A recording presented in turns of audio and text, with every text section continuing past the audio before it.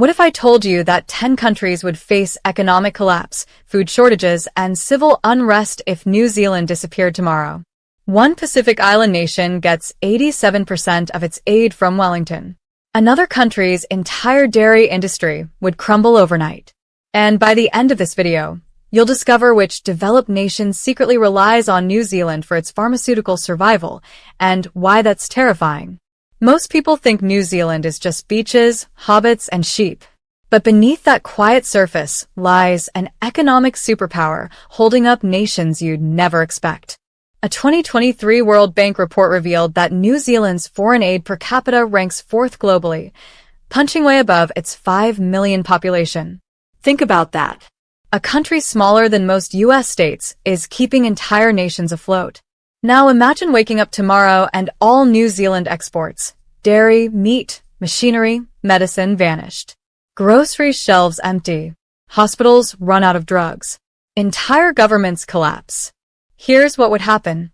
But before we count down, let me tell you about Maria, a mother in the Cook Islands whose story will shock you. Maria is 34.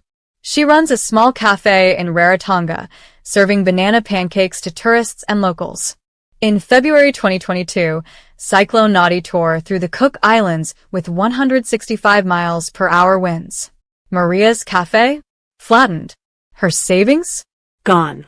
Her future? Uncertain.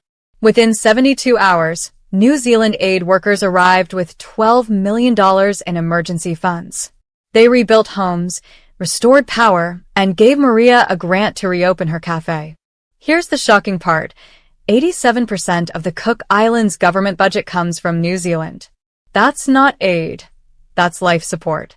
Without New Zealand, the Cook Islands has no defense force, no major hospitals, and no economic safety net. Every Cook Islander is a New Zealand citizen. They vote in NZ elections, use NZ currency, and rely on Wellington for survival. Today, Maria's cafe is rebuilt. She employs 6 locals and sends her daughter to university in Auckland, paid for by NZ scholarships. But the Cook Islands isn't the only Pacific nation on this list. Number 9 will surprise you. Niue is dying. Its population dropped from 5,000 in 1990 to 1,600 today. That's a 68% collapse. If this were a company, it'd be bankrupt. In January 2004, Cyclone Haida, a Category 5 monster, wiped out 80% of Niue's infrastructure. Hospitals destroyed. Schools gone.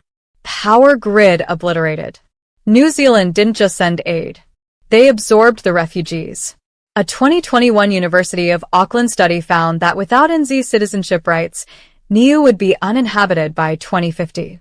Every Niuean has a New Zealand passport.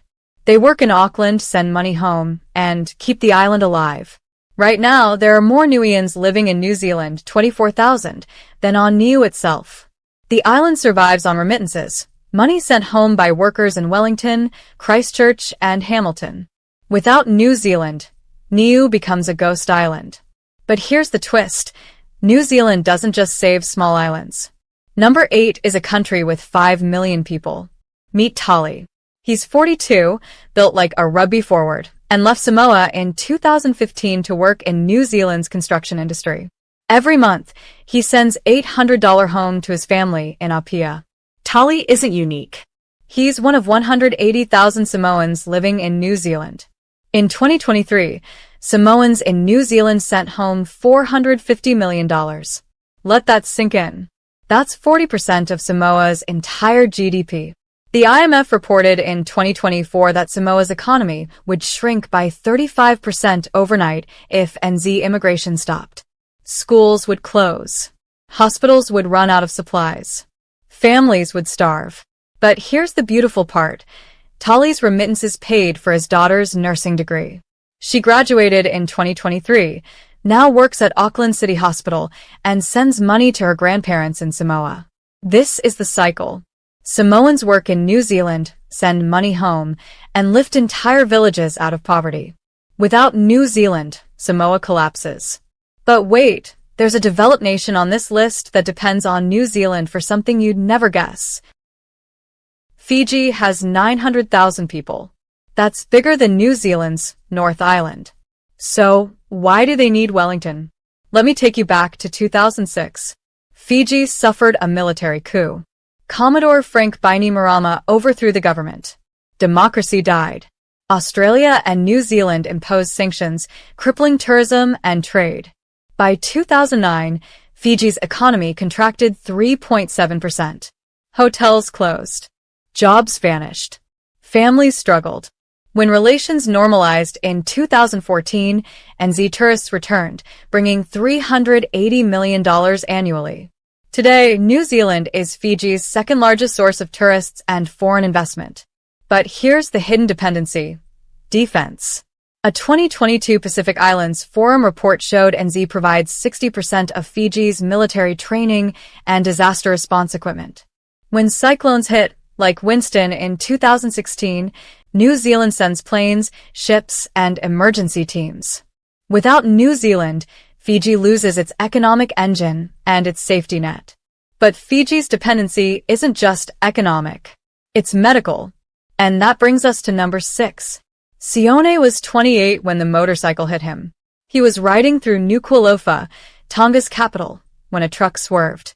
The collision shattered his spine. The local hospital stabilized him, but they couldn't perform the complex surgery he needed. Without New Zealand's medical evacuation program, Sione would be paralyzed or dead.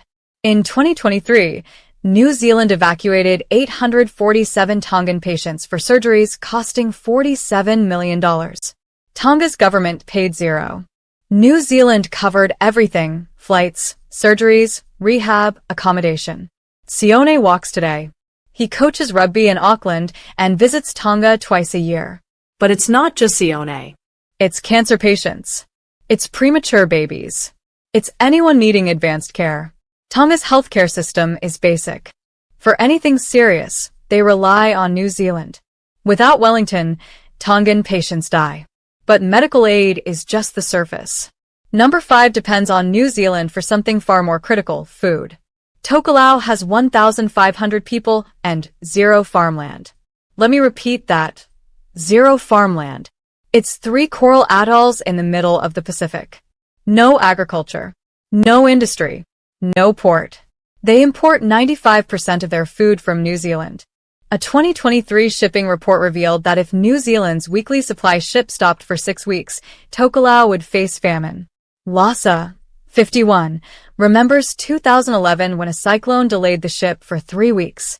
We rationed rice to 1 cup per family per day. My kids cried from hunger.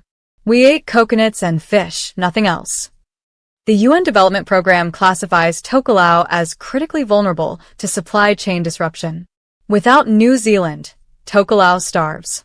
But Tokelau isn't the only nation facing food insecurity. Number 4 is an economic giant with a hidden weakness. Australia? Yes. Here's why this will blow your mind. New Zealand manufactures 23% of Australia's generic pharmaceuticals. A 2024 Deloitte report revealed that 6.8 million Australians take medications produced in NZ factories. Blood pressure pills, diabetes treatments, antibiotics, pain relievers. If a natural disaster hit New Zealand's pharmaceutical plants, Australia would face shortages within 90 days. This isn't theory. In 2020, COVID-19 exposed this.